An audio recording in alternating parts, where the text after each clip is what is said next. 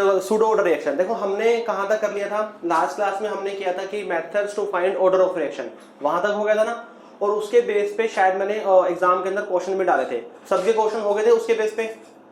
Methods to find order of reaction में मैंने question डाले थे 2-3 उसके अंदर आपके टेस्ट के अंदर आए होंगे, तो वो क्वेश्चन हो गए थे सबसे। हाँ क्वेश्चन इजी थे, वो हो गए होंगे आपसे, ठीक है। बाकी अगर फिर भी कोई डाउट है तो मेरे से पूछ लेना, मैं आपको क्लियर कर दूंगा। देखो नेक्स्ट पढ़ेंगे हम सूडो ऑर्डर रिएक्शन। नेक्स्ट क्या करेंगे हम, सूडो ऑर्डर रिएक्शन पढ़ेंगे। देखो सूडो का मतलब क्या होता है, बताएगा कोई मेरे को कि सूडो का मतलब क्या होता है। नेक्स्ट हम पढ़ेंगे सूडो ऑर्डर रिएक्शन। सूडो का मतलब होता है फॉल्स, बिल्कुल सही, हर्षित ने सही बोला, फॉल्स। सूडो का मतलब क्या होता है, फॉल्स होता है। फॉल्स मतलब जो दिखा तो कुछ हो रहे हैं यहाँ पर, एक्चुअल में कुछ और है, ये तो मतलब होगा ना इसका। दिखा तो कुछ हो रहे हैं, एक्चुअल में कुछ और है। जैसे हम बोलते हैं कि हाथी के दांत दिखाने के कुछ और खाने के कुछ और। डायलॉग पुराना हो गया। अब जैसा सोशल मीडिया पे लोग दिखाते कुछ और है अपने आप को, बट जो रियल लाइफ है उसके अंदर होते कुछ और है। सही है डायलॉग। अगर आपको अच्छा लगा तो कमेंट में बताओ मेरे को। सोशल मीडिया पे लोग होते दिखाते कुछ और है और एक्चुअल में होते कुछ और है, यही है ना। तो वो भी मतलब क्या है, ड्रामा क्वीन, बिल्कुल सही। वो भी क्या हो गया, सूडो हो गया। वो भी क्या हो गया, सूडो हो गया। क्लियर, चलो बहुत बढ़िया। ऐसे ही हम पढ़ेंगे सूडो ऑर्डर रिएक्शन। ऐसे ही रिएक्शंस में होता है, रिएक्शंस में हमें ना ऑर्डर कुछ और दिख रहा होता है। रिएक्शन जैसे हम करते हैं देखते हैं तो उसको ऑर्डर हमें कुछ और होता है, बट एक्चुअल में बस इतने भी कमेंट नहीं करने कोई एंजल प्रिया लिख रहा है, कोई करण जौहर लिख रहा है, चलो बढ़िया। जो ऑर्डर है रिएक्शन का हमें दिख कुछ और है और एक्चुअल में कुछ और होता है। जो ऑर्डर ऑफ रिएक्शन है एक्चुअल में हमें दिख तो कुछ और है बट एक्चुअल में कुछ और होता है, उसको हम क्या बोलते हैं, उसको बोलते हैं सूडो ऑर्डर रिएक्शन। उसको हम क्या बोलेंगे, सूडो ऑर्डर रिएक्शन बोलेंगे। ओके, देखो सूडो ऑर्डर रिएक्शन, कोई भी रिएक्शन हमारी सूडो ऑर्डर हो सकती है, मैं आपको बताऊंगा। उसके 3 मेन रीजन होते हैं। कोई भी रिएक्शन अगर सूडो ऑर्डर रिएक्शन बनेगी तो उसके पीछे ना 3 मेन रीजन होते हैं। तीनों मेन रीजन को अपन इस लेक्चर के अंदर डिस्कस करेंगे। ओके, और सूडो ऑर्डर रिएक्शन में जो सबसे इंपॉर्टेंट रिएक्शन है वो है हमारी pseudo first order reaction. Pseudo order reaction के अंदर जो सबसे इंपॉर्टेंट रिएक्शन करेंगे हम सूडो फर्स्ट ऑर्डर रिएक्शन करेंगे। ओके, देखो सबसे पहले एग्जांपल से करते हैं। देखो मैंने आपको सेकंड ऑर्डर की रिएक्शन कराई थी, ना। सेकंड ऑर्डर की रिएक्शन में मैंने आपको 2 टाइप कराए थे। एक तो टाइप वही था, टाइप 1 केस 1, जहां पर रिएक्टेंट क्या होंगे हमारे, सेम होंगे। टाइप 2 क्या किया था, जहां पर रिएक्टेंट क्या होंगे हमारे, डिफरेंट होंगे। दोनों टाइप हमने की थी ना। जब रिएक्टेंट डिफरेंट होंगे वहां पर हमने फॉर्मूला क्या किया था, फॉर्मूला था हमारा KT is equal to 2.303 upon B minus a log of A B minus x upon B A minus x. यही फॉर्मूला किया था, यही फॉर्मूला था ना। जब रिएक्टेंट डिफरेंट होंगे तो जो हमारी सेकंड ऑर्डर रिएक्शन है उसका फॉर्मूला ये होगा। Small A concentration capital A की ली थी हमने, स्मॉल बी कंसंट्रेशन किसकी ली थी, कैपिटल बी की ली थी। ओके, और मैंने आपको बताया था कि आपने कंसीडर करके चलना है कि जो बी है ना वो ग्रेटर देन ए है। इसमें हम लेके चलते हैं क्योंकि यहाँ पे तभी हमारा पॉजिटिव आएगा, उसी के अकॉर्डिंग हम करेंगे। ओके, फिर मैंने आपको ना लास्ट में एक केस कराया था कि जब बी बहुत ज्यादा हो जाए, जब बी क्या हो जाए, जब बी बहुत ज्यादा हो जाए। कितना ज्यादा, बहुत ज्यादा, बी बहुत ज्यादा हो जाए। और जब बी बहुत ज्यादा होगा ना तो बी की कंसंट्रेशन बहुत ज्यादा होगी, बी कंसंट्रेशन क्या होगी, बहुत ज्यादा होगी। तो उस केस में क्या होगा, जो बी माइनस एक्स है ना उसको हम कंसीडर कर लेंगे बी माइनस एक्स को हम क्या कंसीडर करेंगे, उसको हम बी कंसीडर कर लेंगे। भाई देखो बी बहुत ज्यादा है, उसमें से कुछ एक्स कम हो गया। भाई बी क्या है, बी बहुत ज्यादा, उसमें से कुछ एक्स कम हो गया। जैसे मैंने आपको बताया था कि बी तो हमारा समुद्र है, बी तो क्या है, बी हमारा समुद्र है। और एक्स क्या है, एक्स तो हमारा बाल्टी पानी है। अब समुद्र में से बाल्टी पानी निकालोगे, क्या कोई फर्क पड़ेगा, नहीं फर्क पड़ेगा। क्या कोई फर्क पड़ेगा, नहीं पड़ेगा ना। वैसे तो पड़ेगा बट हमें दिखेगा नहीं, हमें सही से ऑब्जर्व नहीं होगा। ओके, तो बी में से अगर कुछ एक्स कम करोगे तो क्या होगा, कोई फर्क ही नहीं पड़ेगा, ऑलमोस्ट बी के इक्वल आएगा। ओके, अब जैसे भाई रिलायंस ने जियो फ्री बांटा था स्टार्टिंग में, तो क्या उसको फ्री बांटने से कोई फर्क पड़ा, नहीं पड़ा। भाई वो तो समुद्र है, उसमें से उसने एक बाल्टी अगर लोगों में बांट भी दिया तो क्या फर्क पड़ा, उसको कोई फर्क ही नहीं पड़ा। ओके, तो वही है यहाँ पे बी माइनस एक्स ऑलमोस्ट किसके इक्वल होगा, बी के इक्वल होगा। ओके, और बी माइनस ए ये भी किसके इक्वल आ जाएगा, बी के इक्वल आएगा। भाई बी बहुत ज्यादा है ए के कंपैरिजन में, तो बी माइनस ए भी क्या होगा, ऑलमोस्ट बी के इक्वल होगा। ओके, तो उसके अकॉर्डिंग क्या होगा, फटाफट पुट करेंगे यहाँ पे KT is equal to 2.303 upon B आ गया, बी माइनस ए की जगह क्या आ गया, बी आ गया, लोग ए, बी माइनस एक्स की जगह क्या आ गया, बी अपॉन बी इंटू में ए माइनस एक्स, ये आ गया हमारे पास। ओके, बी से बी क्या हो गया यहाँ पे, बी से बी हमारा कैंसिल आउट हो गया, बी से बी क्या हो गया, कैंसिल आउट हो गया। ओके, अल्टीमेटली जो टाइम है हमारा वो किसके इक्वल आया, 2.303 अपॉन के इंटू बी और log a upon a minus x, log a upon a minus x. Okay, देखो हमें पता है कि जो k है k भी कांस्टेंट है और b क्या है, b भी कांस्टेंट है। b कांस्टेंट कैसे है वैसे, देखो मैंने कहा ना जब b को बहुत ज्यादा लोगे ना, जब b को बहुत ज्यादा लोगे तो उसके अकॉर्डिंग क्या होगा, उसके अकॉर्डिंग जो b में अगर थोड़ा बहुत चेंज आया ना वो हमें दिखेगा ही नहीं। अगर b में थोड़ा बहुत चेंज आया तो वो हमें दिखेगा ही नहीं। जैसे मैंने आपको बताया था कि अगर कोई हम एक रिएक्शन प्रोसीड कर रहे हैं, उस रिएक्शन को प्रोसीड करने के लिए हमें लेट्स से कि 5 ग्राम A चाहिए और हमें 10 ग्राम B चाहिए। किसी भी रिएक्शन को कंप्लीट करने के लिए हमें A और B में रिएक्शन हो रही है तो हमें 5 ग्राम A चाहिए और 10 ग्राम B चाहिए। अब B 10 ग्राम की जगह हमें B 1 kg गिवन है, भाई B 10 ग्राम की जगह हमें B 1 kg गिवन है। अब B अगर 1 kg है तो क्या उसमें 1 kg में अगर मैं थोड़ा बहुत चेंज करूंगा, लेट्स से कि मैंने 50 ग्राम कम ज्यादा करूंगा, क्या कोई रिएक्शन में फर्क पड़ेगा, रिएक्शन पे कोई फर्क नहीं पड़ेगा। क्लियर है ना बात, ये रिएक्शन पे कोई फर्क नहीं पड़ेगा। A कम है, B बहुत ज्यादा है, मतलब जितना चाहिए ना उससे बहुत ज्यादा है। जैसे A हमारा लिमिटिंग रेजेंट हो गया और B क्या हो गया, B हमारा एक्सेस रेजेंट हो गया। तो हमें पता है जो रिएक्शन है, रिएक्शन किसके ऊपर डिपेंड करती है, रिएक्शन डिपेंड करती है जो क्या है, जो कम अमाउंट में गिवन है, जो लिमिटिंग रेजेंट है उसके ऊपर हमारी रिएक्शन होती है, बेस होती है। ओके, तो अगर B में थोड़ा बहुत चेंज आएगा, B में थोड़ा बहुत चेंज आएगा तो क्या कोई फर्क पड़ेगा, कोई फर्क नहीं पड़ेगा क्योंकि उसकी कंसंट्रेशन क्या हमने कांस्टेंट मान लिया। ओके, तो उसके अकॉर्डिंग K इंटू बी को हम कोई नया कांस्टेंट मान लेंगे, दैट इज K डैश। भाई जो B की कंसंट्रेशन इतनी ज्यादा हो गया हमने उसको कांस्टेंट मान लिया कि अब उसके ऊपर रिएक्शन है, रिएक्शन डिपेंड नहीं करेगी, उसके ऊपर रिएक्शन डिपेंड नहीं करेगी। ओके, तो यहाँ पुट करेंगे तो क्या आएगा हमारे पास 2.303 अपॉन K डैश और log A upon A minus x. ये फॉर्मूला मैंने आपको ड्राइव भी कराया था। अब देखो रिएक्शन कैसे थी हमारी, सेकेंड ऑर्डर, और जो रिजल्ट आया, रिजल्ट क्या है हमारा, फर्स्ट ऑर्डर। इसी को बोलेंगे हम सूडो फर्स्ट ऑर्डर रिएक्शन, इसको क्या बोलेंगे हम, सूडो फर्स्ट ऑर्डर रिएक्शन बोलेंगे। ओके, कि एक्चुअल में जो रिएक्शन है वो तो सेकंड ऑर्डर है, पर जो बाद में जो रिजल्ट निकल कर आया वो क्या आया हमारा, वो फर्स्ट ऑर्डर का रिजल्ट निकल कर आया। ओके, तो यही हमारी सूडो ऑर्डर रिएक्शन होती है। ये एग्जांपल तो मैंने आपको पहले कराया भी हुआ है। डेफिनेशन लिखना चाहो डेफिनेशन लिख सकते हो, डेफिनेशन लिखो इसकी, the chemical reaction in which order of reaction, the chemical reaction in which order of reaction looks different from the experimentally determined order, the chemical reaction in which order of reaction looks different from the experimentally determined order, known as pseudo order reaction, known as pseudo order reaction। Clear है, लिख लिया सबने, कर दो, सब बंद करना है। हाँ जी डन, जल्दी से हाई फाइव सेंड करके बताओ मेरे को, लिख लिया या नहीं लिखा आपने। The chemical reaction in which order of reaction looks different from the experimentally determined order is known as pseudo order reaction. तो ये हमें सूडो ऑर्डर रिएक्शन पता चल गया कि सूडो ऑर्डर रिएक्शन में क्या होगा। एक मैंने केस लिया, उसके अंदर B बहुत ज्यादा हो गया, अगर B बहुत ज्यादा हो गया तो जो रिएक्शन है, रिएक्शन उसके ऊपर डिपेंड ही नहीं करेगी, उसके कंसंट्रेशन पे डिपेंड ही नहीं करेगी। किसके ऊपर डिपेंड करेगी, उसके ऊपर डिपेंड करेगी जो कम अमाउंट में है, जो क्या कम अमाउंट में, बस वही कंसेप्ट, लिमिटिंग रेजेंट और एक्सेस रेजेंट। रिएक्शन है, रिएक्शन किसके ऊपर डिपेंड करती है, जो हमारा लिमिटिंग रेजेंट होता है, जो क्या होता है, जो हमारा लिमिटिंग रेजेंट, उसके ऊपर वो डिपेंड करती है वो। ओके, क्लियर है इतना, हाँ जी क्लियर है सबको। नेक्स्ट लिखो reason for pseudo order reaction, next लिखो reason for pseudo order reaction. देखो एक तो रीजन मैंने अभी आपको बताया, फर्स्ट रीजन क्या होगा, फर्स्ट रीजन क्या लिखेंगे, इफ एनी रिएक्टेंट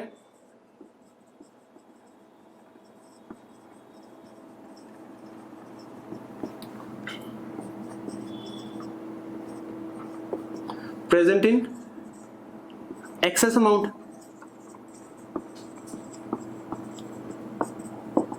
भी अगर कोई रिएक्टेंट अगर एक्सेस अमाउंट में प्रेजेंट है तो वो भी रिएक्शन क्या हो जाएगी, हमारी सूडो ऑर्डर होगी। जो हमने अभी एग्जांपल किया वो इसी का एग्जांपल था कि अगर कोई हमारा रिएक्टेंट है वो क्या हो जाए, वो बहुत एक्सेस के अंदर हो जाए तो उसको हम क्या बोलेंगे, उसको हम बोलेंगे सूडो ऑर्डर रिएक्शन बोलेंगे। ओके, जैसे मैं एक एग्जांपल बताऊं आपको, लेट्स से कि ए कोई हमारी रिएक्शन है जिसमें ए और बी क्या है, ए और बी हमारे रिएक्टेंट है, उनसे क्या बना, उनसे प्रोडक्ट बना, उनसे क्या बना, प्रोडक्ट बना। देखो जितने भी हम एग्जांपल लेते हैं, जितने भी हमने जीरो ऑर्डर फर्स्ट ऑर्डर इनकी रिएक्शंस को स्टडी किया, ये ज़्यादातर हमने एलिमेंट्री रिएक्शन को लेके ही किया है। हम ज़्यादातर जो भी सोल्व करते हैं वो हम एलिमेंट्री रिएक्शन को ले करते हैं। अभी कॉम्प्लेक्स के तो केस मैंने आपको कराया ही नहीं, ओके। हम उन्हीं रिएक्शंस को ले रहे हैं जिनका क्या होगा, जो सिंगल स्टेप की रिएक्शन होंगी, जो क्या होंगी, एलिमेंट्री रिएक्शन होंगी हमारी, ओके। चलो हमें पता है कि अकॉर्डिंग टू रेट लॉ या फिर लॉ ऑफ मास एक्शन दोनों लग जाएंगे एलिमेंट्री पे। तो रेट क्या होगा हमारा, इसके इक्वल आएगा, रेट इज इक्वल टू के, ए की कंसंट्रेशन इनटू बी की कंसंट्रेशन, ओके। अब मैंने क्या दिया कि जो ए की कंसंट्रेशन है वो तो है 0.2 मोलर, ए की कंसंट्रेशन कितनी है, 0.2 मोलर है, और जो बी की कंसंट्रेशन है वो है 2 × 10⁻³ मोलर। मैंने आपको दिया है कि जो ए है, ए की कंसंट्रेशन कितनी है, 0.2 मोलर, और जो बी है, बी की कंसंट्रेशन कितनी है, 2 × 10⁻³ मोलर है, ओके, क्लियर है। और जो उसका रेट कांस्टेंट है वो है 5 × 10⁻⁻5, 5 × 10⁻⁻5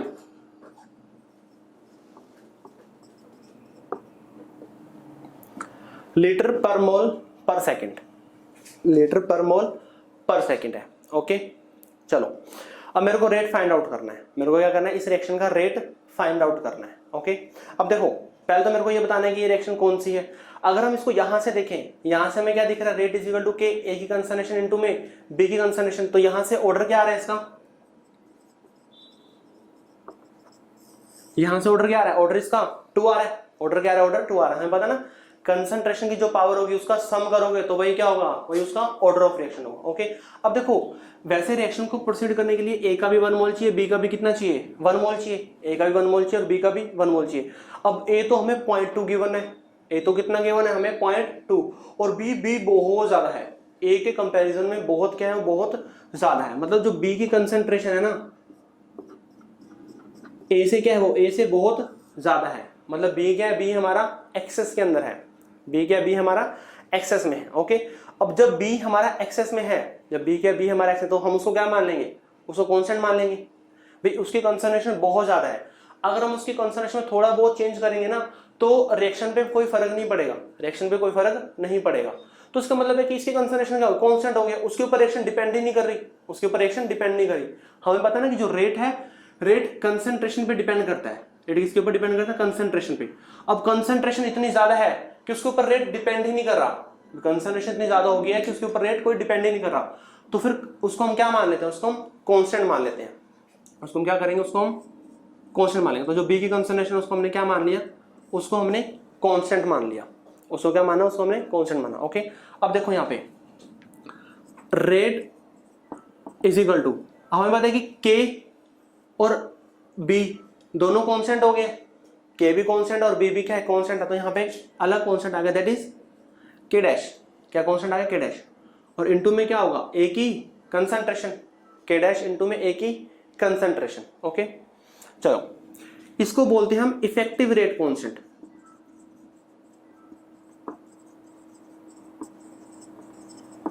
इसको हम क्या बोलते हैं, इफेक्टिव रेट कांस्टेंट बोलते हैं। क्या बोलेंगे इसको हम, इफेक्टिव रेट कांस्टेंट बोलेंगे, ओके। अब मेरे को ये बताओ, यहां पे जो के कांस्टेंट है, यहां पे जो के कांस्टेंट है वो कौन से ऑर्डर की रिएक्शन का रेट कांस्टेंट है। क्वेश्चन है आपके पास कि यहां पे जो के कांस्टेंट है वो कौन से ऑर्डर की रिएक्शन का कांस्टेंट है। देखते हैं कौन से ये बताता है। यहां पे जो के कांस्टेंट गिवन है, यहां पे कौन से ऑर्डर की रिएक्शन का के कांस्टेंट गिवन है। कई बच्चे 1 बोल रहे हैं, 1 बोल रहे हैं वो तो गलत है, जो 2 बोल रहे हैं ठीक है। देखो यूनिट पे जाओ ना, यूनिट पे जाओ, यूनिट क्या है इसकी, लीटर पर मोल पर सेकंड। कौन से ऑर्डर की रिएक्शन की यूनिट होती है ये, सेकंड ऑर्डर की। कौन से ऑर्डर की रिएक्शन की यूनिट होती है, सेकंड ऑर्डर की। तो जो के है ना, के ये हमारा सेकंड ऑर्डर के अकॉर्डिंग ही है, जो के है वो क्या है, सेकंड ऑर्डर के अकॉर्डिंग। ऑब्वियसली भाई जब मैंने रेट लॉ का एक्सप्रेशन लिखा तो यहाँ पे तो देखो बाकी बातें छोड़ दो, यहाँ पे हमें क्या दिख रहा है, यहाँ पे हमें दिख रहा है रिएक्शन कैसी है हमारी, सेकंड ऑर्डर की रिएक्शन है। तो यहाँ पर जो के होगा ना वो भी सेकंड ऑर्डर का होगा। अब यहाँ पे फर्स्ट का मत पुट कर देना या फर्स्ट का मत सोच लेना, गलत हो जाएगा। जो रेट लॉ एक्सप्रेशन दिखा है उसके अंदर जो ऑर्डर है उसी के अकॉर्डिंग के होगा, उसी के अकॉर्डिंग उसकी क्या होगी, यूनिट होगी। और मैंने यूनिट स्पेसिफाई की हुई है लीटर पर मोल पर सेकेंड। कौन से ऑर्डर की रिएक्शन की यूनिट है ये, सेकेंड ऑर्डर की रिएक्शन यूनिट है। ओके चलो अब देखो यहाँ पे जो के डैश है, यहाँ पे जो के डैश है उसका ऑर्डर क्या होना चाहिए, उसका ऑर्डर क्या होना चाहिए। यहाँ पे जो के डैश है भाई उसका ऑर्डर तो फर्स्ट होना चाहिए ना, क्योंकि रिएक्शन क्या होगी अब ये फर्स्ट ऑर्डर रिएक्शन कैसे होगी, ये फर्स्ट ऑर्डर रिएक्शन हो चुकी है ये, तो जो के कांस्टेंट है वो भी क्या होना चाहिए, फर्स्ट ऑर्डर का होना चाहिए। चलो देखते हैं करके फर्स्ट आता है या नहीं आता। देखो के डैश इज इक्वल टू के इंटू बी है, के डैश इज इक्वल टू के इंटू बी। चलो के क्या था हमारा, वो था हमारा 5 इंटू 10⁻⁻5 यूनिट है इसकी लीटर पर मोल पर सेकेंड, क्लियर। इंटू में बी, अब बी की कंसंट्रेशन कितनी है, बी कंसंट्रेशन हम लेट की थी 2 इंटू 10⁻³ मोलर। मोलर क्या होता है, मोल पर लीटर। अब देखो पर लीटर से लीटर ये कैंसिल हो गया, ये कैंसिल हो गया, अल्टीमेटली क्या बना यहाँ पे 10 इंटू में 10⁻⁻2 पर सेकेंड। और ये क्या हो गया, ये हमारा के डैश है, ये क्या, ये हमारा के डैश है। और फिर इसकी जो यूनिट है कौन से ऑर्डर का है, ये फर्स्ट ऑर्डर का है, ये किसका है, ये फर्स्ट ऑर्डर का है। बस यही दिखाने के लिए मैंने आपको एक क्वेश्चन कराया है कि अगर हमारा जो वो है, अगर रिएक्शन हमारी सूडो ऑर्डर रिएक्शन बनेगी तो उसके अकॉर्डिंग जो हमारा रेट कांस्टेंट है ना उसकी यूनिट भी चेंज हो जाएगी, क्योंकि जैसे ही हम उसको मल्टीप्लाई करेंगे, मल्टीप्लाई करने के बाद वही यूनिट आएगी जो हमारी रिएक्शन लास्ट में बनेगी, वही यूनिट आएगी जो हमारी रिएक्शन लास्ट में बनेगी। तो इसकी यूनिट क्या है, पर सेकेंड। तो फिर सही है बिल्कुल, के डैश की यूनिट फर्स्ट ऑर्डर के अकॉर्डिंग ही होनी चाहिए और फर्स्ट ऑर्डर के अकॉर्डिंग ही है। ओके तो लास्ट में रिएक्शन क्या बने हमारी फर्स्ट ऑर्डर, तो इसी को बोलेंगे हम pseudo first order reaction. Second लिखो रीजन, वो है हमारा प्रेजेंस ऑफ कैटलिस्ट। सेकेंड जो रीजन है वो है प्रेजेंस ऑफ कैटलिस्ट।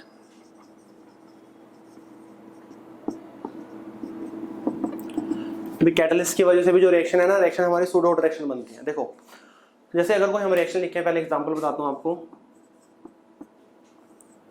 कोई एक हमारी रिएक्शन है ए और बी के, वहां पे ए और बी हमारे रिएक्टेंट है। ओके लेट्स से कि ये एसिडिक जो है वहां पे एसिड यहाँ पे कैटलिस्ट का काम करेगा, तो मैंने H पॉजिटिव लिख दिया। ये क्या होगा, ये हमारा कैटलिस्ट है, क्योंकि जो एसिड डालेंगे तभी रिएक्शन प्रोसीड होगी। तो एसिड हमें क्या देता है, H पॉजिटिव, तो ये किसका काम करेगा, कैटलिस्ट का काम करेगा। और हमें क्या मिल गया, प्रोडक्ट मिल गया, हमें क्या मिल गया, प्रोडक्ट मिल गया। ओके अब देखने पे तो क्या लग रहा है, रिएक्टेंट में कितनी कंसंट्रेशन आ रही है, रिएक्टेंट में तो कंसंट्रेशन आ रही है हमारी ए की, बी की और H पॉजिटिव की। किसकी आ रही है, ए की भी आ रही है और बी की भी आ रही है और H पॉजिटिव की भी आ रही है। ओके बट हमें पता है कि जो H पॉजिटिव है ना, H पॉजिटिव हमारा कैटलिस्ट है, H पॉजिटिव क्या हमारा वो कैटलिस्ट है। अब ये बताओ कि कैटलिस्ट का काम क्या होता है, कैटलिस्ट हम रिएक्शन में क्यों ऐड करते हैं, बताएगा कोई, कैटलिस्ट हम रिएक्शन के अंदर क्यों ऐड करते हैं। वैसे जो कैटलिस्ट की जो स्टडी है वो हम इस रिएक्शन के अंदर स्टडी करेंगे। देखो कैटलिस्ट हमारे दो टाइप के होते हैं, एक होता है हमारा पॉजिटिव कैटलिस्ट, एक होता है हमारा नेगेटिव कैटलिस्ट। पॉजिटिव कैटलिस्ट वो होंगे जो रिएक्शन की स्पीड को इंक्रीज कर देंगे, रिएक्शन की स्पीड को क्या कर देंगे, इंक्रीज कर देंगे। और नेगेटिव कैटलिस्ट जो रिएक्शन की स्पीड को डिक्रीज कर देंगे, रिएक्शन की स्पीड को डिक्रीज कर देंगे। ओके तो पॉजिटिव कैटलिस्ट बढ़ाएंगे, जो नेगेटिव कैटलिस्ट होंगे वो क्या करेंगे, डिक्रीज करेंगे। अब मेरे को ये बताओ क्या जो कैटलिस्ट होता है वो रिएक्शन में कंज्यूम होता है या नहीं होता, ये क्वेश्चन है इसमें। जो कैटलिस्ट है वो रिएक्शन के अंदर कंज्यूम होता है या नहीं होता। बायो वाले तो बिल्कुल अच्छे से समझ रहे होंगे, एंजाइम्स पढ़ते हैं वहां पे, कैटलिस्ट वही होते हैं। जो यस कौन लिख रहा है, अभी जो कैटलिस्ट होते हैं ना वो रिएक्शन के अंदर कंज्यूम नहीं होते, वो सिर्फ रिएक्शन को हेल्प करते हैं, रिएक्शन को प्रोसीड करने में, रिएक्शन को फास्ट करने में या फिर रिएक्शन को स्लो करने में। जितना हम स्टार्टिंग में अमाउंट लेके चलते हैं कैटलिस्ट का, at the end of reaction हमें उतना ही अमाउंट क्या मिल जाता है, कैटलिस्ट का हमें बाद में मिल जाता है। बात क्लियर है नहीं, ये बात समझ आनी चाहिए, बस इसी के ऊपर है मेन ये पॉइंट। जितना हम अमाउंट कैटलिस्ट का लेके चलेंगे उतना ही हमें क्या मिल जाएगा, बाद में मिल जाएगा। मतलब जो कैटलिस्ट है ना वो रिएक्शन के अंदर कंज्यूम नहीं होते, रिएक्शन के अंदर कंज्यूम नहीं होते, यूज होते हैं, रिएक्शन को प्रोसीड करने में हेल्प करते हैं, बट वो जो कंज्यूम नहीं होते वो। ठीक है अब देखो अगर वो रिएक्शन के अंदर कंज्यूम नहीं होंगे तो इसका मतलब है कि उसकी जो कंसंट्रेशन है, उसकी कंसंट्रेशन तो फिर कांस्टेंट होगी है, उसी कंसंट्रेशन का, मतलब जितनी लेके चले शुरू में भी उतनी, एट टाइम टी भी उतनी, और एट मतलब जब रिएक्शन कंप्लीट हो गया उस टाइम के बाद भी उतनी, इनफाइनाइट टाइम के बाद भी उतनी। अगर रिएक्शन हमारी फर्स्ट ऑर्डर तो इनफाइनाइट टाइम पे चेक करेंगे तब भी उतनी रहेगी। तो क्या उसकी कंसंट्रेशन चेंज हो रही है? उसी कंसंट्रेशन चेंज नहीं हो रही। उसी कंसंट्रेशन क्या है? उसी कंसंट्रेशन हमारी कांस्टेंट है। उसी कंसंट्रेशन क्या है? कांस्टेंट है। ओके, तो उसके अकॉर्डिंग क्या होगा कि जो H पॉजिटिव है इसकी जो कंसंट्रेशन है वो क्या है? हमारी कांस्टेंट है। उसी कंसंट्रेशन क्या? कांस्टेंट है। अब K भी कांस्टेंट और H भी कांस्टेंट, इन दोनों को मिला के क्या आ जाएगा हमारे पास? एक नया कांस्टेंट आ जाएगा, दैट इज K डैश। उसी को क्या बोलते हैं हम? Effective rate constant. Effective rate constant. Okay, so reaction के अंदर पुट करेंगे तो क्या आएगा? K डैश, A और B। पहले कितनी ऑर्डर की रिएक्शन थी? थर्ड ऑर्डर की रिएक्शन। बाद में ऑर्डर कितना निकल कर आया इसका? Second order. देखने में तो कितनी लग रही थी? थर्ड ऑर्डर की रिएक्शन, पर एक्चुअल में जो ऑर्डर निकल कर आया वो क्या था? वो हमारा सेकंड ऑर्डर का रिएक्शन था। तो वही है कि जब हम कैटलिस्ट को करते हैं ना, प्रेजेंस ऑफ कैटलिस्ट से भी कौन सी रिएक्शन बनती है? वो सूडो ऑर्डर रिएक्शन बनती है। भी जो कैटलिस्ट है वो रिएक्शन में कंज्यूम ही नहीं हो रहा, जितना अमाउंट है इनिशियल बाद में भी उतना ही रहेगा। तो फिर इसका मतलब है कि उसकी कंसंट्रेशन क्या है? उसकी कंसंट्रेशन कांस्टेंट है, वो बिल्कुल फिक्स है। हमें पता ना कि जब हम रेट निकालते हैं ना, रेट हम किसी भी टाइम निकालते हैं, एट टाइम 0 पे निकाल दो। जब आप एट टाइम 0 पे निकालोगे तो उसको बोलते हैं हम इनिशियल रेट। उसको क्या बोलते हैं? उसको बोलते हैं इनिशियल रेट बोलते हैं। तो उस टाइम जो हम कंसंट्रेशन पुट करते हैं, उस टाइम जो हम कंसंट्रेशन पुट करते हैं वो क्या होती है? वो ए और बी की कंसंट्रेशन होगी इनिशियल कंसंट्रेशन। वो क्या होगी? Initial concentration. अब हमें रेट निकालना है एट टाइम टी, तो यहाँ पे टाइम टी पे रेट निकालेंगे। तो टाइम टी पे जो कंसंट्रेशन होगी रिएक्टेंट की वो हम यहाँ पुट करेंगे। अब ऑब्वियसली जो कंसंट्रेशन है टाइम टी और जो कंसंट्रेशन थी इनिशियल कंसंट्रेशन, दोनों में चेंज होगा, क्योंकि हमें पता है कि विद टाइम रिएक्टेंट की कंसंट्रेशन क्या हो रही है? डिक्रीज हो रही है। विद टाइम रिएक्टेंट की कंसंट्रेशन डिक्रीज हो रही है, तो उसके अकॉर्डिंग रेट भी डिफरेंट होगा। ओके, अब बट जो H पॉजिटिव हर बार क्या है? कांस्टेंट है। H पॉजिटिव की हर बार कांस्टेंट है, तो क्या उसके ऊपर रेट डिपेंड करेगा? डिपेंड ही नहीं करेगा भाई, वो तो वैल्यू क्या हो गया? वो चीज कांस्टेंट हो चुकी है। वो चीज क्या हो चुकी है? कांस्टेंट हो चुकी है। ओके, तो ये हमारा सेकंड रीजन है सूडो ऑर्डर रिएक्शन बनने का, वो है प्रेजेंस ऑफ कैटलिस्ट। अगर हमने कोई कैटलिस्ट को ऐड कर दिया तो रिएक्शन क्या हो जाएगी हमारी? वो सूडो ऑर्डर हो जाएगी। ओके, कैटलिस्ट डालने से क्या होता है? देखो, कैटलिस्ट को हम करेंगे, डिस्कस करेंगे, कैनेटिक्स के अंदर ही आता है कैटलिस्ट की स्टडी। भी कैटलिस्ट एक्चुअल में करता क्या है? कैटलिस्ट है जो वो एक्चुअल में करता क्या है, उसका मेन काम क्या है, वो हम बताएंगे। जैसे मैं अगर आपको थोड़ा सा हल्का सा आइडिया दे दूं, अपन ने थर्मोडायनेमिक्स के अंदर किया था कि जो एनर्जी प्रोफाइल डायग्राम है किसी भी रिएक्शन का हम इस तरह स्टडी करते हैं। ये लेट्स से कि हमारा रिएक्टेंट हो गया, ये क्या हो गया? हमारा प्रोडक्ट हो गया। एक्सो में एंडो में हम उसके अकॉर्डिंग कर लेते हैं। ओके, तो अगर हमने कैटलिस्ट डाल दिया, पॉजिटिव कैटलिस्ट डाल दिया, पॉजिटिव कैटलिस्ट क्या करेगा? रिएक्शन को फास्ट कर देगा। देखो, रिएक्शन को पहले इतनी एनर्जी चाहिए, रिएक्शन को प्रोसीड करने के लिए इतनी एनर्जी हमें देनी पड़ेगी, उसी को बोलते हैं हम एक्टिवेशन एनर्जी। उसको क्या बोलते हैं? एक्टिवेशन एनर्जी बोलते हैं। अब हमने उसके अंदर कैटलिस्ट ऐड कर दिया, हमने क्या कर दिया? उसके अंदर कैटलिस्ट ऐड कर दिया, तो अब रिएक्शन ना ये पाथ नहीं फॉलो करेगी, रिएक्शन पाथ फॉलो करेगी, ये रिएक्शन ये पाथ फॉलो करेगी। अब रिएक्शन को जो एनर्जी चाहिए वो क्या चाहिए? इतनी चाहिए। रिएक्शन को एनर्जी इतनी चाहिए, बस। अब रिएक्शन क्या हो जाएगी? जल्दी होगी, ऑब्वियसली क्या होगी? वो जल्दी होगी। ये पॉजिटिव कैटलिस्ट से है। नेगेटिव कैटलिस्ट और बढ़ा देगा। हाँ, नेगेटिव कैटलिस्ट क्या करेगा? वो और इंक्रीज कर देगा। तो वही है कि जो पाथ है ना रिएक्शन का पाथ, वो चेंज हो जाएगा। जो रिएक्शन का पाथ है वो क्या हो जाएगा? चेंज हो जाएगा। ओके, चलो नेक्स्ट लिखो थर्ड रीजन। ये अपन करेंगे केमिकल काइनेटिक्स में भी आता है, ये सरफेस केमिस्ट्री के अंदर भी आता है। नेक्स्ट थर्ड रीजन में हमें पता है कि वो क्या है हमारा? इफ सर काइनेटिक्स कितना रहता है? काइनेटिक्स में 3 से 4 लेक्चर में और खत्म कर दूंगा मैं इसको, बाकी रहने को तो बहुत सारा है, करते रहो, टॉपिक तो कभी खत्म ही नहीं होंगे, बट ट्राई करेंगे इस वीक 2-3 क्लास लेके उसको ऑलमोस्ट खत्म ही कर दें। ओके, नेक्स्ट देखो थर्ड रीजन क्या होगा हमारा? If any solvent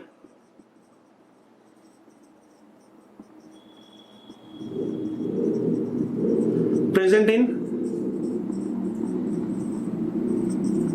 excess amount,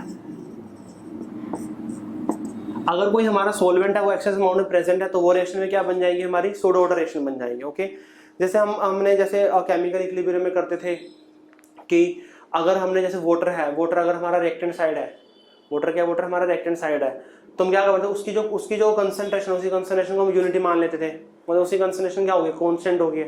वही केस है, उसी को भी वही लगा के चलना। ओके, अगर हमने जैसे वाटर लिया है तो हमें पता है कि जो सॉल्वेंट होता है वो जनरली बहुत ज़्यादा ही लेते हैं, क्योंकि जब रिएक्शन वगैरह करते हैं तो सॉल्वेंट बहुत ज़्यादा ही होता है। ओके, तो उस केस में क्या होता है, जो सॉल्वेंट है ना उसकी कंसंट्रेशन को हम क्या मान लेते हैं, कांस्टेंट मान लेते हैं। क्यों कांस्टेंट मानते हैं, क्योंकि रेट ना अब उसके ऊपर डिपेंड ही नहीं करेगा, वो इतना ज़्यादा है कि उसके ऊपर वो डिपेंड ही नहीं करता। फर्स्ट केस की तरह आ गया हमारा ये, जैसे हमने फर्स्ट केस में किया था ना कि अगर कोई रिएक्टेंट हमारा एक्सेस में है, अब रिएक्टेंट की जगह क्या आ गया, कोई सॉल्वेंट है, अगर कोई हमारा सॉल्वेंट है तो वो एक्सेस में लेते हैं हम ज़्यादातर, तो उसकी वजह से भी क्या होता है, जो रिएक्शन है, रिएक्शन क्या बन जाती है हमारी, सूडो ऑर्डर रिएक्शन बन जाती है। रिएक्शन क्या बनेगी हमारी, वो सूडो ऑर्डर रिएक्शन बनेगी। ओके, अब इसके अंदर ना दो बहुत ही इंपॉर्टेंट एग्जांपल हैं, दो बहुत ज़्यादा इंपॉर्टेंट एग्जांपल हैं, दोनों एग्जांपल को हम स्टडी करेंगे। सबसे जो फर्स्ट एग्जांपल है हमारा, ये बहुत इंपॉर्टेंट एग्जांपल है, वो है हमारा acidic hydrolysis of ester. Acidic hydrolysis of ester, एक तो एग्जांपल ये है हमारा एसिडिक हाइड्रोलिसिस ऑफ एस्टर, एक होता है हमारा example acidic hydrolysis of cane sugar, acidic hydrolysis of cane sugar, या फिर इन्वर्जन ऑफ केन शुगर। आपने पढ़ा होगा, बायो में शायद पढ़ा होगा आपने, इन्वर्जन ऑफ केन शुगर। तो ये दो बहुत इंपॉर्टेंट एग्जांपल हैं सूडो फर्स्ट ऑर्डर रिएक्शन के, दोनों को हम इसी वाले जो थर्ड पार्ट है उसके अंदर हम स्टडी करेंगे। ओके, चलो सबसे पहले हमें पता है कि एस्टर, एस्टर क्या होता है, RCOOR, चलिए यहाँ पे R डैश ले लो, ठीक है। ओके, हाइड्रोलिसिस वाटर की प्रेजेंस में, और एसिडिक, एसिडिक मतलब जो एसिड है वो किसका काम करेगा, यहाँ पे कैटलिस्ट का काम करेगा। किसका काम करेगा, वो कैटलिस्ट। हमें पता है कि जो हाइड्रो, हाइड्रो मतलब क्या होता है, वाटर के लिए आता है, और लिसिस, लिसिस होता है ब्रेक डाउन के लिए। लिसिस हम जो लेते हैं हम ब्रेक डाउन के लिए होता है, मतलब वाटर की प्रेजेंस में जो ब्रेक डाउन होगा दैट इज हाइड्रोलिसिस। वाटर की प्रेजेंस में जो ब्रेक डाउन होगा वो क्या होगा, हाइड्रोलिसिस। और एसिडिक, एसिड यहाँ पे कैटलिस्ट का काम करता है, एसिड किसका काम करता है, कैटलिस्ट का। अब मेरे को बताओ कि प्रोडक्ट क्या मिलेगा, प्रोडक्ट में क्या क्या मिलता है, ये तो 10th की रिएक्शन है, बताओ प्रोडक्ट में क्या मिलेगा हमें। हाँ जी बताओ, प्रोडक्ट में क्या क्या मिलेगा। हाँ जी, प्रोडक्ट में एक तो मिलेगा हमें एसिड, और एक हमें क्या मिलेगा, एक तो हमें एसिड मिलेगा और एक हमें क्या मिलेगा, दो घुट पिला दे, दैट इज अल्कोहल।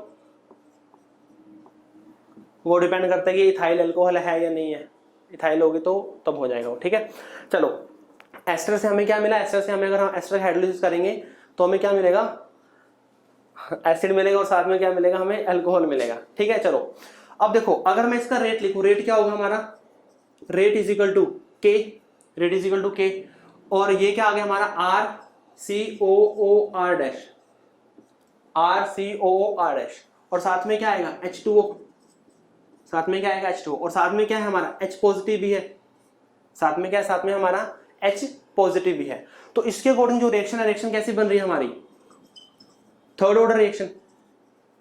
इसे अकॉर्डिंग रिएक्शन कैसी बन रही है, रिएक्शन बन रही है हमारी थर्ड ऑर्डर रिएक्शन बन रही है। ओके, तो ये रेट हमारा है जो हमें दिख रहा है, बट अगर मैं एक्चुअल में बात करूं, हमें पता है कि सबसे पहली बात जो H पॉजिटिव है वो तो क्या है हमारा, वो तो हमारा कैटलिस्ट है।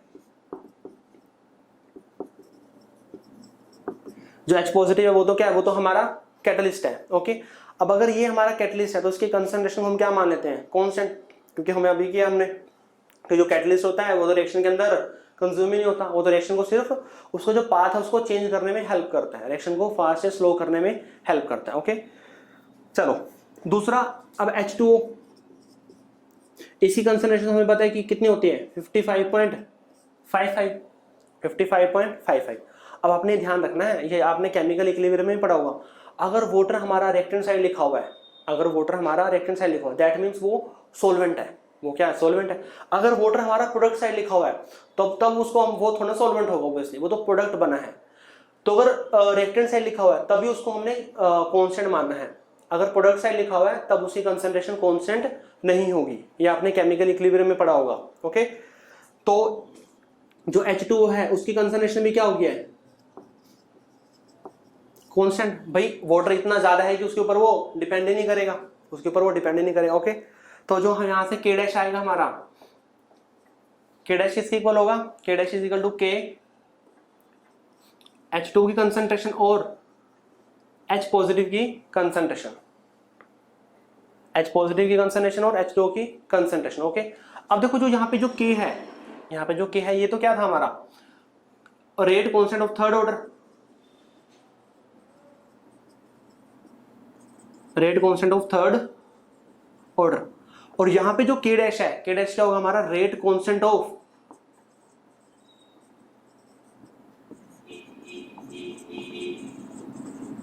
First order reaction, rate constant of first order reaction, क्योंकि जैसे हम इसको दो कंसंट्रेशन से मल्टीप्लाई करेंगे उसके अकॉर्डिंग क्या हो जाएगा ये अल्टीमेटली इसकी जो यूनिट है थर्ड ऑर्डर से क्या बन जाएगी, फर्स्ट ऑर्डर बन जाएगी। ओके, तो जो हमारा रिजल्ट आएगा वो क्या आएगा, rate is equal to K dash R C O R dash, rate is equal to K dash R C O R dash. Okay, इसी को बोलते हैं हम सूडो फर्स्ट ऑर्डर रिएक्शन, इसी को क्या बोलेंगे हम सूडो फर्स्ट ऑर्डर रिएक्शन बोलेंगे। ओके, एक एग्जांपल तो ये, अभी मैं इस एग्जांपल के ऊपर दोबारा आऊंगा, अभी मैं इस एग्जांपल को मैं दोबारा कराऊंगा।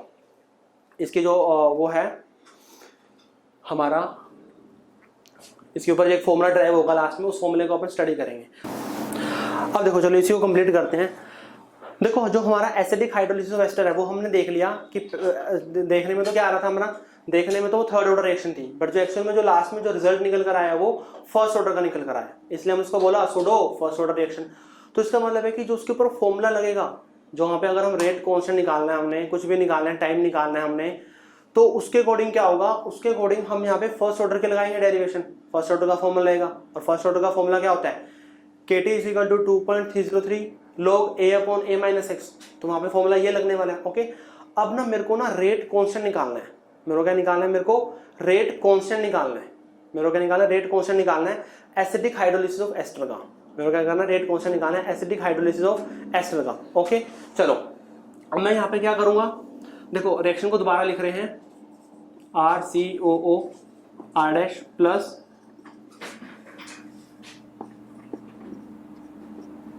तो यहां से हमें क्या मिलेगा RCOOH plus R dash OH, यहां से हमें मिल गया एसिड और यहां से हमें मिल गया अल्कोहल मिल गया। ओके, चलो अब हमने क्या किया, देखो अगर हम इसका रेट कांस्टेंट निकालते हैं ना, रेट कांस्टेंट हम क्या करते हैं, इसकी ना टाइट्रेशन करते हैं, और टाइट्रेशन किसके साथ करेंगे हम, उसकी टाइट्रेशन करेंगे हम NaOH के साथ, हम क्या करेंगे इसकी टाइट्रेशन करेंगे NaOH के साथ, और वहां से हमें ना रेट कांस्टेंट निकालेंगे।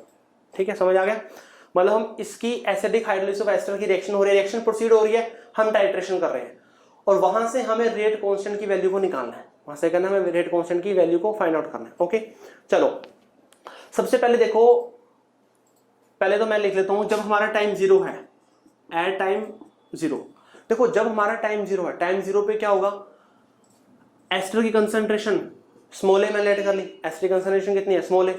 ठीक है, वाटर की तो कांस्टेंट है तो उसकी हम बात ही नहीं करेंगे। ओके, जब टाइम जीरो होगा तो एसिड भी जीरो होगा और अल्कोहल भी कितना होगा, जीरो होगा। जब टाइम जीरो होगा तो अल्कोहल भी जीरो और एसिड भी जीरो। मेरा कोई एक टी टाइम है, कोई भी एक टाइम है जो कंप्लीशन टाइम और जो हमारा इनिशियल टाइम है उसके बीच में लाई करता है। ओके, एस्टर में से कुछ एक्स कम हुआ, एस्टर में से कुछ एक्स क्या हुआ, वो कम हो गया, और एक्सी क्या बन गया, एसिड बन गया, और एक्सी क्या बन गया, अल्कोहल बन गया। एक्सी क्या बन गया, एसिड बन गया, एक्सी क्या बन गया, वो अल्कोहल बन गया। ओके, अब जब टाइम हमारा टी इन्फिनिट आएगा, जब टाइम क्या आएगा, टाइम हमारा टी इन्फिनिट आएगा। ओके, देखो इन्फिनिट टाइम लगा लो कि या फिर मतलब बहुत ज़्यादा टाइम हो जाएगा, नॉर्मल जैसे ये ना प्रैक्टिकल करते हैं, ये प्रैक्टिकल करते हैं, लैब के अंदर भी होता है ये टाइम टी इन्फिनिट का मतलब ये नहीं कि बहुत, अब टाइम इन्फिनिट तो कुछ भी हो सकता है वो, तो जनरली हम क्या करते हैं, हम उसको एक दिन या दो दिन रख लेते हैं, मतलब ये रिएक्शन को ना हम 2 दिन होते रहते हैं, रिएक्शन अपने आप होती रहती है, जो एस्टर है एस्टर एसिड में और अल्कोहल में कन्वर्ट होता रहता है, तो हम उसको मान लेते हैं 2-1 दिन के बाद कि वो जो हमारा टाइम है वो इन्फिनिट टाइम हो गया, क्योंकि जब रिएक्शन ऑलमोस्ट कंप्लीट हो जाती है, ऑलमोस्ट क्या हो जाती है, कंप्लीट हो जाती है, क्योंकि हमें पता है कि फर्स्ट ऑर्डर रिएक्शन तो कभी कंप्लीट ही नहीं होगी, पर हमें तो रिजल्ट निकालना ना, तो हम उसको उस टाइम ऑलमोस्ट कंप्लीट मान लेते हैं। ओके, जब हम उसको ऑलमोस्ट कंप्लीट मानेंगे तो यहाँ पे क्या हो जाएगा, जीरो। जब टाइम हमारा इन्फिनिट हो गया तो एस्टर कितना हो गया, एस्टर तो हमारा जीरो हो गया, ये ए बन गया और ये भी कितना बन गया, ए बन गया, ये ए बन गया और ये भी कितना बन गया, ए बन गया। ये चीज समझ आई या नहीं आई, फटाफट बताओ मेरे को, ये चीज समझ आनी चाहिए भाई, क्योंकि अगर क्वेश्चंस के ना यही करने वाले हैं हम सारे क्वेश्चंस में, फटाफट बताओ। वैसे तो मैंने अपने वीडियो में बहुत बार ये बताया हुआ है आपको, बहुत बार करा भी दिया, क्लियर है सबको ये। चलो अब देखो हम इसमें क्या करने वाले हैं, बहुत बढ़िया। चलो अब देखते हैं। अब मैंने क्या किया ना, मैंने ना 3 अलग अलग बीकर बनाए। मैंने क्या किया, 3 अलग अलग बीकर बनाए। मतलब मैंने ना जो एस्टर है ना, एस्टर बिल्कुल सेम अमाउंट में, एस्टर बिल्कुल सेम अमाउंट में मैंने एक बीकर में लिया, उसके अंदर वाटर डाल दिया, एसिड डाल दिया उसके अंदर। सेम दूसरे बीकर में लिया, सेम मैंने तीसरे बीकर के अंदर लिया। 3 मैंने अलग अलग बीकर बना दिए। ओके, 3 बीकर लिए। सबसे पहले बीकर में क्या किया मैंने, जब मेरा टाइम 0 था, जब मेरा टाइम 0 टाइम था, 0 टाइम पे क्या किया मैंने, कुछ ना NaOH को ऐड किया। 0 टाइम पे मैंने NaOH को ऐड किया। देखो मैं ना इसकी वो करा रहा हूँ, टाइट्रेशन करा रहा हूँ। एसिडिक हाइड्रोलिसिस ऑफ एस्टर क्या करा रहा हूँ मैं, टाइट्रेशन करा रहा हूँ NaOH के साथ। NaOH में ऊपर से ऐड कर रहा हूँ, और जो हमारा बीकर है उसके अंदर क्या है, उसके अंदर एस्टर है, एस्टर की रिएक्शन हो रही है। एक बार तो मैंने क्या किया, जब मैंने टाइम 0 था तब लिया, एट टाइम 0, और वॉल्यूम ऑफ NaOH यूज्ड, उसको मैंने V0 मान लिया। देखो इस बात को समझना, पहले जब टाइम 0 था मैंने NaOH को ऐड किया। देखो रिएक्शन के अंदर ना, रिएक्शन के अंदर, इसको ध्यान से सुनना इस बात को, इसी के ऊपर बेस्ड है। रिएक्शन के अंदर ना 2 एसिड है हमारे। रिएक्शन के अंदर क्या है, हमारे 2 एसिड है। एक एसिड तो हमारा कैटलिस्ट है, एक एसिड तो क्या हमारा कैटलिस्ट है। ओके, दूसरा एसिड क्या है जो हमारा रिएक्शन में बनेगा, दूसरा क्या है। हर्षित मैं भी क्वेश्चंस में आऊंगा। देखो पहले एक बार टॉपिक कराने दो, क्वेश्चन सारे होंगे लास्ट में, कोई दिक्कत नहीं है, सबको मौका मिलेगा क्वेश्चन पूछने का। ओके, पहले बीकर के 2 एसिड है हमारे, एक तो है हमारा कैटलिस्ट, दूसरा है हमारा एसिड है। ओके, रिएक्शन के अंदर हमारे 2 एसिड है। जब मैंने टाइम 0 पे NaOH डाला, जब मैंने क्या किया, टाइम 0 पे NaOH डाला, बताओ कौन सा एसिड के साथ रिएक्शन होगी, बताओ मेरे को फटाफट। जब टाइम 0 पे मैंने NaOH को ऐड किया, बताओ कौन से एसिड के साथ रिएक्शन होगी। दोनों के साथ होगी, एक के साथ होगी, एक के साथ होगी, तो कौन से के साथ होगी, कैटलिस्ट के साथ होगी या फिर एसिड के साथ होगी। कैटलिस्ट के साथ होगी ना।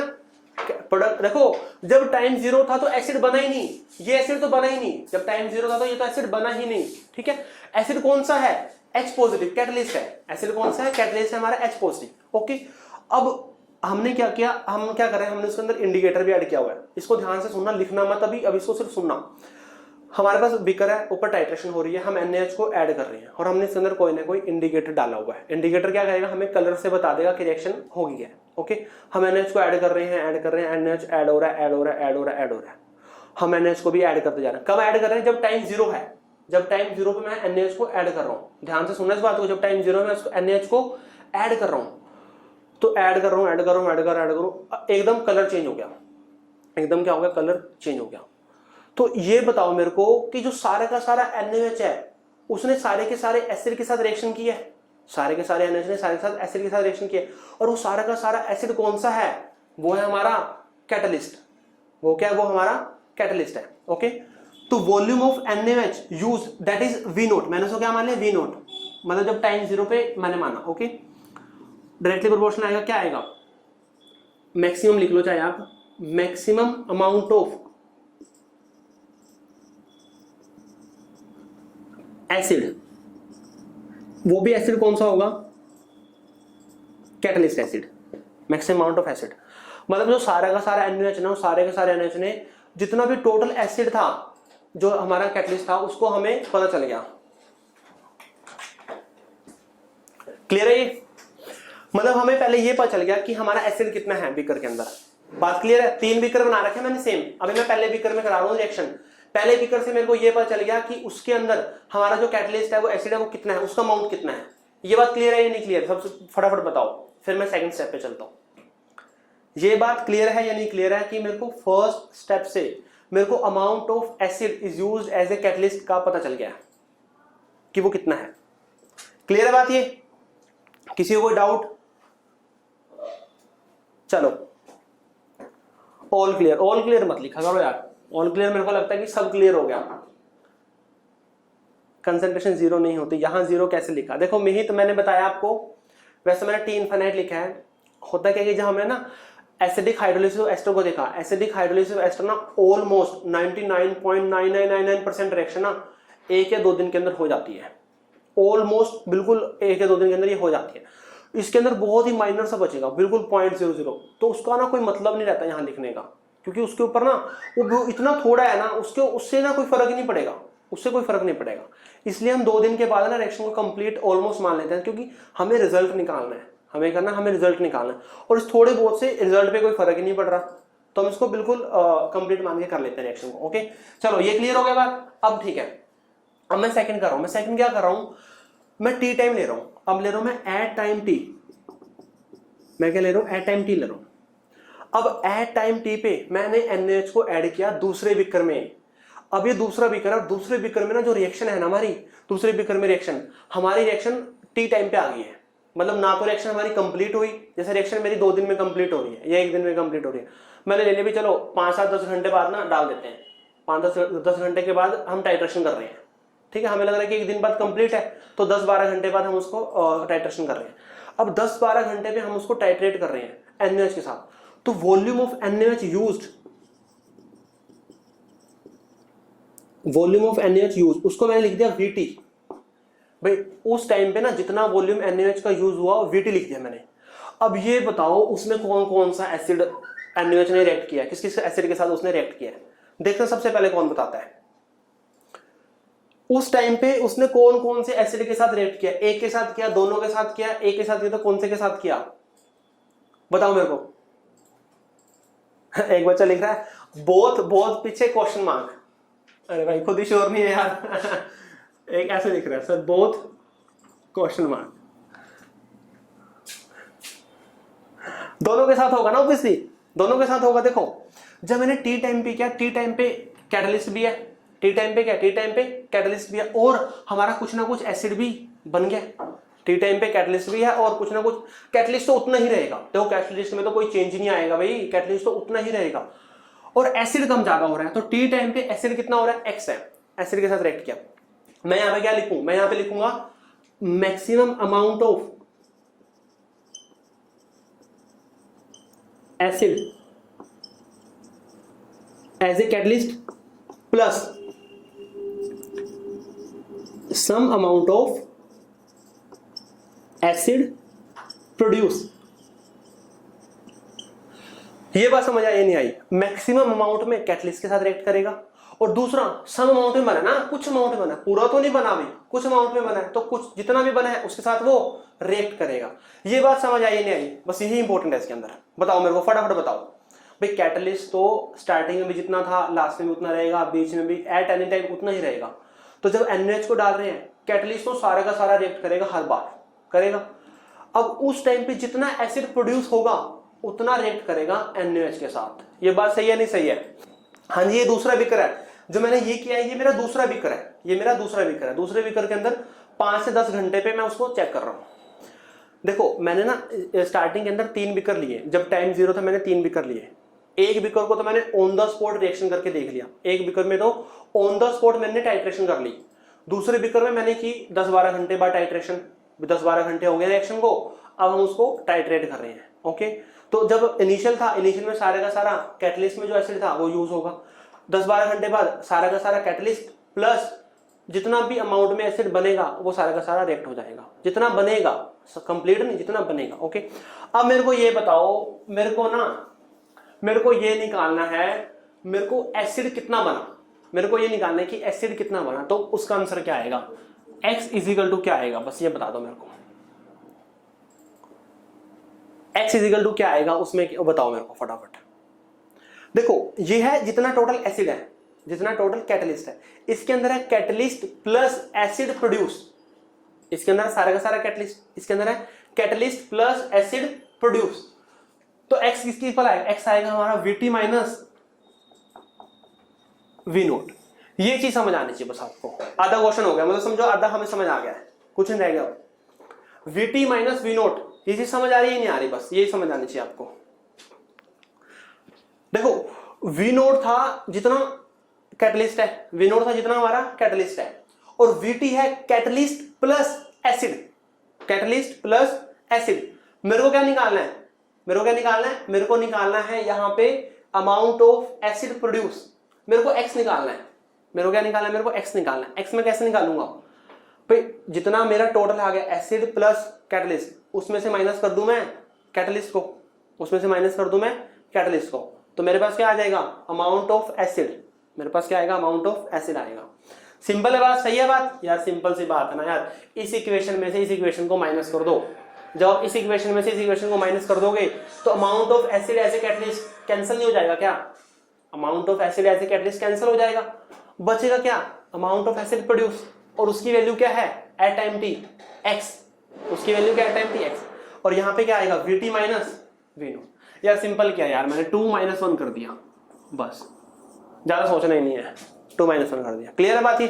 चलो ओके, अब मैं कर रहा हूं सर जो x लिया है उसमें h पॉजिटिव तो होना ही क्यों नहीं चाहिए भाई, देखो नहीं होगा यार, x का मतलब क्या, x का मतलब सिर्फ एसिड, x का मतलब सिर्फ एसिड जितना बना है, एसिड जितना बना, कौन सा एसिड बना है वो, ये जो एस्टरस एसिड बना है, ना कि वो कैटलिस्ट। ओके, कैटलिस्ट तो जितना है उतना ही रहेगा। ओके, इक्वल साइन है, प्रोपोर्शनैलिटी डालते हैं इसमें, प्रोपोर्शनैलिटी डाल दो, कोई फर्क नहीं पड़ता, कोई दिक्कत नहीं है, ठीक है। चलो अब मैं तीसरी रिएक्शन कर रहा हूँ, तीसरे में टाइट्रेशन कर रहा हूँ।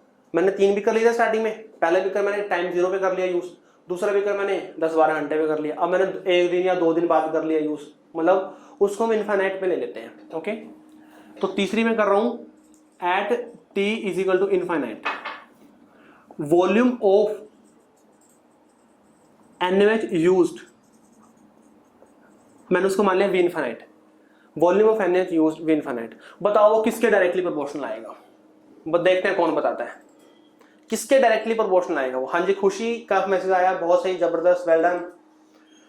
Volume of NaOH used V infinite पे देखो, बोथ तो बोथ कितने, बोथ मतलब कौन सा टोटल कौन सा कम, दोनों सारे, दोनों कम, केस कई केस बनते हैं ना। हाँ बिल्कुल सही, सही लिख रहे हैं, maximum amount of catalyst, maximum amount of catalyst plus maximum amount of acid produce, maximum amount, दोनों का मैक्सिमम अमाउंट आ गया, दोनों का क्या आ गया, मैक्सिमम अमाउंट आ गया। क्लियर है, चलो जी। अब ना मेरे को ना देखो, ये रिएक्शन हमारी ये है एट टाइम इनफिनिट पे, ये तो 0 हो गया, एक ये बचा और एक ये बना, मेरे को इस a को निकालना है, मेरे को क्या करना है, मेरे को इस a को निकालना है। बताओ किसके डायरेक्टली प्रोपोर्शनल होगा, मेरे को ये निकालना है मैक्सिमम अमाउंट ऑफ एसिड, मेरे को मैक्सिमम अमाउंट में एसिड निकालना है, किसके इक्वल होगा बताओ वो, मेरे को मैक्सिमम अमाउंट में एसिड निकालना है। हाँ साक्षी का बिल्कुल सही है मैसेज, बिल्कुल करेक्ट, किसी को होगा V infinite minus V naught, V infinite minus V naught. आप ऐसे ले लो, ये रिएक्शन होगी हमारी रिएक्शन नंबर 3, ये रिएक्शन थी रिएक्शन हमारी 1, ये थी हमारी 2, ठीक है। अब मेरे को क्या करना है, मेरे को ये निकालना है ये, और इसकी वैल्यू है a। देखो दोबारा देखो, मैक्सिमम अमाउंट में एसिड प्रोड्यूस होगा, कितना प्रोड्यूस होगा, स्मॉल ए प्रोड्यूस होगा, कितना प्रोड्यूस होगा, स्मॉल ए प्रोड्यूस होगा, ठीक है। मेरे को यही निकालना है, तो मैं क्या कर दूंगा 3 - 1 करूंगा, मैं क्या करूंगा 3 - 1 कर दूंगा। जब मैं 3 - 1 करूंगा तो वो भी कैटलिस्ट से कैटलिस्ट क्या हो जाएगा, कैंसिल आउट, बचेगा क्या, मैक्सिमम अमाउंट में acid produce, that is a, और यहां से क्या आएगा V infinite minus V naught, V infinite minus V naught. इतना क्लियर है ये, फटाफट क्लियर है तो बताओ मेरे को, हाई फाइव सेंड करो अगर क्लियर है तो आपको, ये आगे चलें फिर, समझ आना चाहिए। देखो यार यही बहुत इंपॉर्टेंट है, समझ आना चाहिए आपको, क्योंकि लास्ट में तो फॉर्मूला सिंपल निकल कर आएगा, बच्चे फॉर्मूला याद कर लेते हैं पर समझ आना चाहिए आया कैसे फॉर्मूला ये, ठीक है। चलो नेक्स्ट करते हैं, मेरा फॉर्मूला क्या होता है फर्स्ट ऑर्डर का, k is equal to 2.303 upon t log a upon a minus x, ये फॉर्मूला है log a upon a minus x. Okay, a तो मेरे को पता चल गया, ये रहा, मेरे को a माइनस एक्स निकालना है, मेरे को क्या निकालना है a माइनस एक्स, तो a माइनस एक्स क्या होगा वो, a तो हो गया मेरा v infinite minus v naught, v infinite minus v naught, और x क्या है मेरा minus vt minus v naught, v infinite minus v naught minus vt minus v naught है। ओके, तो a माइनस एक्स किसके डायरेक्टली प्रोपोर्शनल आ गया मेरा, v infinite minus V naught minus V T plus we naught, we note से we note cancel out हो गया, video blur नहीं हो रही, जिसकी भी वीडियो ब्लर हो रही है उसके नेटवर्क में प्रॉब्लम है। V infinite minus, sir video blur हो रही है, सबको ब्लर दिख रही है क्या? हो रही है सर जी, क्या हो रहा है ये? क्लियर है भाई, क्लियर है सबको? क्लियर है, क्लियर है, कोई नहीं, थोड़ी अगर ब्लर भी है तो आप अंडरस्टैंड कर लोगे, कोई दिक्कत नहीं है। थोड़े दिन में यहाँ पे जियो फाइबर आने वाला है, जियो फाइबर लगाएंगे फिर बिल्कुल क्लियर दिखेगी तुम्हें। वी इनफाइनाइट उनके भी तो होना चाहिए। हाँ, तुम्हारे घर में भी जियो फाइबर होना चाहिए, यहाँ पे भी जियो फाइबर लगेगा। अब सब कुछ जियो आने वाला है, सब कुछ ना जियो का होने वाला है, हम सारा कुछ जियो का यूज करेंगे आने वाले टाइम में, क्योंकि आपको पता ना कि जो मुकेश अंबानी है चेयरमैन ऑफ जियो, वो वर्ल्ड का 6th रिचेस्ट बन चुका है। वो पहले 10वें पे था, फिर 8वें पे आया, 7वें पे, 6ठे पे, तो अब 6ठे नंबर पे आ चुका है वर्ल्ड में। तो बाकी बिलियनर भी देख रहे हैं अभी क्या करके मानेगा। तो ये कि अब सब कुछ जियो आने वाला है, 5th पर है, हाँ मे भी 5th पे आ गया होगा, लेटेस्ट 5th पे है, चलो बहुत बढ़िया, 5वें पे आ गया। इनफाइनाइट माइनस वीटी, सब कुछ जियो आने वाला है, अब सब कुछ जियो का यूज करेंगे हम, बोर्ड भी जियो का होगा, मार्कर भी जियो का होगा, सब कुछ जियो का होगा, जो भी यूज करते हैं हम सब कुछ जियो। एयरटेल वोडाफोन ये तो टेलीकॉम में है, बाकी सब कुछ खत्म हो जाएगा, जियो रहेगा बस एक। अमेजन वो भी जियो बन जाएगा, देखते रहना। हमारे जो स्कूल है, स्कूल भी खत्म हो जाएंगे, ऑनलाइन स्कूल चलेंगे, जियो के स्कूल चलेंगे, रिलायंस के ऑनलाइन डिग्री चलेगी ठीक है, सब कुछ जियो होगा। देखो यहाँ पे a माइनस एक्स क्या आया, V infinite minus VT, V infinite minus VT आया। पुट करो फॉर्मूले के अंदर, फॉर्मूले के अंदर पुट करो, यहां से दिख रहा है। चलो क्या आ गया हमारा, k is equal to 2.303 upon में t log a क्या था हमारा, a था हमारा V infinite minus V naught upon में a माइनस एक्स क्या हो गया हमारा, V infinite minus V T हो गया। ये हमारा रिजल्ट आ गया, बस ये बहुत इंपॉर्टेंट रिजल्ट है, ये हमारा बहुत ज्यादा इंपॉर्टेंट है, बहुत ज्यादा इंपॉर्टेंट है। k इज इक्वल टू क्या आ गया, 2.303 by t log V infinite minus V naught upon V infinite minus V T. अब ये जो वॉल्यूम है ना, ये वॉल्यूम ध्यान रखना, ये वॉल्यूम है हमारे NaOH के, ये वॉल्यूम किसके हैं, NaOH के। वी इनफाइनाइट क्या है, volume of NaOH at time infinite, कि इनफाइनाइट टाइम पे जितना वॉल्यूम NaOH का यूज हुआ, ठीक है। वी नोट क्या है हमारा, volume of NaOH at time is equal to 0। Vt क्या है हमारा, volume of NaOH at time t है, ओके। तो ये आ गया हमारा रिजल्ट, इसी फॉर्मूले को आपने यूज करना है। इसके बेस पे बहुत इंपॉर्टेंट क्वेश्चन बनता है, आपको क्वेश्चन देगा वो, आप में डिफरेंट वॉल्यूम देगा आपको डिफरेंट टाइम पे, उसको यहाँ पुट करोगे, वहां से आप क्या निकालोगे, रेट कॉन्स्टेंट निकालोगे, ठीक है। हाँ जी हर्षित, क्या रिपीट करना है, देखो कहां से डाउट आ रहा है, यहां तक ठीक था सबको? हाँ हर्षित बताओ कहां पे डाउट आया, स्टार्टिंग से? अच्छा स्टार्टिंग से समझना मेरे को अब। चलो जब टाइम 0 था, ये तो सारा क्लियर है, ओके। जब टाइम हमारा 0 था तो हमने एक टाइट्रेशन की, जब टाइम 0 पे हमने जो टाइट्रेशन की है उसमें वो किसके साथ, जो हमारा बेस है किसके साथ रिएक्ट करेगा, जितना भी हमारा एसिड था एज ए कैटलिस्ट उसके साथ वो रिएक्ट करेगा, ओके। एक हमने टाइम टी पे टाइट्रेशन की है, टाइम टी पे टाइट्रेशन करने पे जो हमारा एसिड है वहां पे 2 एसिड हो चुके हैं, एक तो हमारा मैक्सिमम अमाउंट में कैटलिस्ट प्लस एक हो गया हमारा कुछ अमाउंट में जो एसिड है वो प्रोड्यूस हुआ है, कुछ अमाउंट में जो एसिड है वो क्या हुआ, प्रोड्यूस हुआ। कितना एसिड प्रोड्यूस हुआ, एक्स प्रोड्यूस हुआ है, ओके। ये क्वेश्चन आ गया हमारे 2, हमने 2 - 1 किया, 2 - 1 करने पे क्या हुआ, अमाउंट ऑफ एसिड प्रोड्यूस यहां से वो निकल गया, जो कैटलिस्ट है दोनों से दोनों कैटलिस्ट क्या हो जाएंगे, कैंसिल आउट हो जाएंगे, अल्टीमेटली एक्स आ गया हमारे पास और वो क्या आ गया, Vt माइनस वी नोट आ गया, ओके। हमने एक टाइट्रेशन और की है, वो टाइट्रेशन की हमने इनफाइनाइट टाइम पे, ओके। जब हमने इनफाइनाइट टाइम पे हम टाइट्रेट करेंगे तो जितने अमाउंट में कैटलिस्ट है सारा का सारा आएगा, प्लस आएगा हमारे पास जितने भी अमाउंट में जो एसिड है वो प्रोड्यूस होगा, दैट इज ए, जितने अमाउंट में एसिड क्या होगा, प्रोड्यूस होगा ए। मेरे को यही ए निकालना है, तो मैं क्या करूंगा, 3 - 1 कर दूंगा, ए निकल जाएगा यहाँ से, कैटलिस्ट से कैटलिस्ट कैंसिल आउट हो जाएगा, तो अल्टीमेटली क्या आएगा, V infinite minus V naught आएगा। ये मेरा ए है, ये मेरा फॉर्मूला होता है फर्स्ट ऑर्डर का। मेरे को एक ए चाहिए, मेरे को एक चाहिए ए माइनस एक्स चाहिए, तो यहां से मैं ए माइनस एक्स की वैल्यू को फाइंड आउट करूंगा, ए ये रहा और एक्स ये रहा, ए माइनस एक्स हो गया, कैंसिल आउट करके अल्टीमेटली आ गया मेरे पास V infinite minus V T आ गया। ए भी पता चल गया मेरे को और ए माइनस एक्स भी मेरे को पता चल गया, दोनों की वैल्यू मैं पुट करूंगा और मेरे पास क्या आ जाएगा, रिजल्ट आ जाएगा। हाँ जी, लास्ट एग्जांपल लिखो फटाफट, आऊंगा मैं हर्षित अभी क्वेश्चंस में आऊंगा, क्वेश्चंस पूछेंगे अभी करेंगे, एक मिनट फटाफट लास्ट एग्जांपल करो। वो है हमारा एसिडिक हाइड्रोलिसिस ऑफ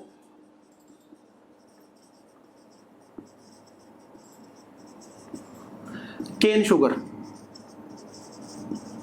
या फिर हम लिखते हैं उसको इन्वर्जन ऑफ केन शुगर।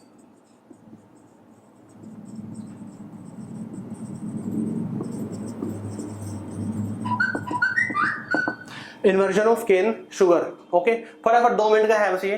देखो केन शुगर का फॉर्मूला हमें पता है कि C12H22O11, ये हो गया हमारा केन शुगर, ओके। इसके अंदर इसका भी एसिडिक हाइड्रोलिसिस किया, H2O यहां से क्या हो गया H पॉजिटिव, ये क्या हो गया हमारा कैटलिस्ट हो गया। अब बायो वाले बच्चों को पता होगा, अगर हम केन शुगर को ब्रेक डाउन करते हैं, उसका हाइड्रोलिसिस करते हैं, तो बताओ क्या क्या प्रोडक्ट मिलते हैं, फटाफट बताओ मेरे को क्या क्या प्रोडक्ट मिलेंगे अगर हम केन शुगर का हाइड्रोलिसिस करेंगे तो। हाँ, एक तो हमें मिलेगा फ्रक्टोज और एक हमें मिलेगा ग्लूकोज। दोनों का जो फॉर्मूला होता है, फॉर्मूला क्या होता है, सेम होता है, स्ट्रक्चर में थोड़ा डिफरेंस होता है। ये हो गया ग्लूकोज और ये क्या हो गया, ये हमारा फ्रक्टोज हो गया, ओके। देखो बाकी बातें इसके अंदर बिल्कुल सिंपल है कि जो हमारा रेट है, रेट क्या होगा, रेट इज इक्वल टू के C12H22O11 साथ में H2O और साथ में H पॉजिटिव। हमें पता है ये भी कांस्टेंट है, ये भी कांस्टेंट है। अल्टीमेटली रेट क्या आएगा, rate is equal to K dash C12H22O11। क्या है हमारी ये सूडो फर्स्ट ऑर्डर रिएक्शन। चलो ये तो बिल्कुल सिंपल है, इसमें कुछ नहीं है। मेन है कि इन्वर्जन का मतलब क्या है, यहाँ पे बताएगा मेरे को इन्वर्जन का मतलब क्या है। यहाँ पे इन्वर्जन क्या होता है, बायो वालों को पता होगा इन्वर्जन क्या है, बायोमोलिक्यूल्स में पढ़ेंगे, वैसे ही हम केमिस्ट्री में भी आता है। इन्वर्जन का मतलब बताओ मेरे को, कोई बायो में पढ़ा होगा, कॉन्फ़िगरेशन चेंज हो जाएगा, कॉन्फ़िगरेशन चेंज हो जाएगा। इन्वर्जन का मतलब उल्टा, ब्रेकडाउन तो हाइड्रोलिसिस रिवर्स हो जाएगा, ओके। देखो एक बार होता क्या है कि जब हमें पता है कि जो केन शुगर है, केन शुगर को ना हम उसमें डालेंगे पोलैरिमीटर में, केन शुगर को क्या डालेंगे, पोलैरिमीटर में डालते हैं। और हमें पता है कि पोलैरिमीटर में डालने के बाद क्या होता है, अगर जो ऑप्टिकली एक्टिव कंपाउंड है वो प्लेन ऑफ पोलराइज्ड लाइट को क्या कर देते हैं, रोटेट कर देते हैं। सुनना इस बात को, लिखना कुछ नहीं है। जो ऑप्टिकली एक्टिव कंपाउंड होते हैं, जैसे हम उसको पोलैरिमीटर में डालते हैं तो प्लेन ऑफ पोलराइज्ड लाइट को क्या कर देते हैं, वो रोटेट कर देते हैं। अब वो दो जगह रोटेट करते हैं, आइदर इन पॉजिटिव डायरेक्शन और इन नेगेटिव डायरेक्शन। अगर पॉजिटिव डायरेक्शन में करेंगे, अगर पॉजिटिव आएगा उसको हम बोलते हैं डेक्स्ट्रो रोटेटरी, यही क्या ना अपन ने। अगर उसको नेगेटिव में करेगा उसको क्या बोलते हैं हम, लेवो रोटेटरी। एक डी फॉर्म होती है, एक एल फॉर्म होती है। D form positive direction, L form negative direction, okay यही होता है। अब जैसे हमने केन शुगर को ऐड किया, जैसे हमने क्या किया, केन शुगर को ऐड किया, तो इसका जो स्पेसिफिक रोटेशन निकल कर आया, इसका जो स्पेसिफिक रोटेशन निकल कर आया वो आया +66.5 डिग्री। कितना निकल कर आया, +66.5 डिग्री। अब ये प्लस है, दैट मीन्स ये पॉजिटिव डायरेक्शन, और पॉजिटिव डायरेक्शन दैट मीन्स ये डी, तो ये क्या हो गया, डेक्स्ट्रो रोटेटरी हो गया। सही है बात, ये कोई गड़बड़ इसमें कोई बिल्कुल नहीं है, ओके। मैंने सेम ऐसे ग्लूकोज को ऐड किया, मैंने क्या किया, सेम ग्लूकोज को ऐड किया, ग्लूकोज को चेक किया तो ग्लूकोज ने भी डेक्स्ट्रो रोटेटरी शो किया, और उसकी जो स्पेसिफिक रोटेशन आई है वो आई है +52.5 लगा लो, +52.5। तो ये भी क्या होगा, ये भी हमारा डेक्स्ट्रो हो गया। बस बहुत इंपॉर्टेंट बात है, इसको ध्यान से सुनना। इसको किया तो +66.5 आया, डेक्स्ट्रो है ये भी। ग्लूकोज को किया तो 52.5 आया, ये भी क्या है, डेक्स्ट्रो है। मैंने फ्रक्टोज को किया, अब फ्रक्टोज ने शो कर दिया नेगेटिव में, और कितना नेगेटिव, बहुत ज्यादा नेगेटिव कर दिया इसने, -92। कितना शो किया, -92। और तो फिर ये क्या हुआ, लेवो रोटेटरी हुआ। ये क्या हुआ, ये हमारा लेवो रोटेटरी हुआ, ओके। अब देखो होता क्या है कि हमें पता ना कि अगर कोई सेम जैसे कंपाउंड है, अगर वो सेम ही अमाउंट में पॉजिटिव में कर रहा है, सेम ही अमाउंट में नेगेटिव में कर रहा है, तो ओवरऑल क्या हो जाता है, वो ऑप्टिकली इनएक्टिव हो जाता है। ओवरऑल क्या हो जाता है, वो ऑप्टिकली इनएक्टिव हो जाता है, ओके। अब देखो केन शुगर का तो है 66.5, केन शुगर कितना है 66.5, तो ये क्या हो गया, डेक्स्ट्रो हो गया। अब उसमें से ग्लूकोज का है 52.5 और फ्रक्टोज का है -92। अब केन शुगर से दोनों बनेंगे, केन शुगर से क्या बनेंगे, दोनों बनेंगे, और दोनों सेम अमाउंट में बनेंगे। दोनों क्या बनेंगे, दोनों का जो मोल होगा नंबर ऑफ मोल्स होंगे वो क्या होंगे, सेम होंगे। तो जो दोनों का जो रिजल्ट आएगा, रिजल्ट क्या आएगा, बताएगा मेरे को रिजल्ट क्या आएगा। जो दोनों का जो रिजल्ट आएगा वो क्या आएगा, वो आएगा हमारा लेवोरोटेटरी। क्यों, क्योंकि प्लस में वैल्यू कम है, नेगेटिव में वैल्यू क्या है ज्यादा। सिंपली भाई दोनों को ऐड करोगे तो नेगेटिव में रिजल्ट आएगा। क्या आएगा, दोनों का नेगेटिव में। अब देखो केन शुगर था तो पहले पॉजिटिव, कन्वर्ट कर दिया उसने नेगेटिव में, तो उसका क्या हो गया, डी से कहां चला गया, वो एल चला गया। इसी को बोलते हैं inversion of cane sugar. Cane sugar का क्या हो गया, ये इन्वर्जन हो गया। पहले वो डी फॉर्म था, वो क्या शो कर रहा था, एल फॉर्म को शो कर रहा है। पहले डी फॉर्म को शो कर रहा था, अब क्या शो कर रहा है, वो एल फॉर्म को शो कर रहा है। इसी को बोलते हैं इन्वर्जन ऑफ केन शुगर। और इसका जो फॉर्मूला होता है, फॉर्मूला लिख लो, डेरिवेशन नहीं करा रहा फिलहाल, टाइम हो चुका है। यहाँ पे आप पुट करना theta naught minus theta infinite, और यहाँ पुट करोगे आप theta T minus theta infinite. ये फॉर्मूला निकल कर आएगा। इसकी भी ना सेम ऐसी डेरिवेशन है, बड़ी सी डेरिवेशन समझेंगे तब जाके, जैसे ये रिजल्ट निकल कर आया वैसे ही निकल कर आएगा। फिलहाल क्या कर लो, थीटा नोट होता है optical rotation at time is equal to 0, theta infinite होता है optical rotation at time is equal to infinite, theta T होगा optical rotation at time is equal to T. बस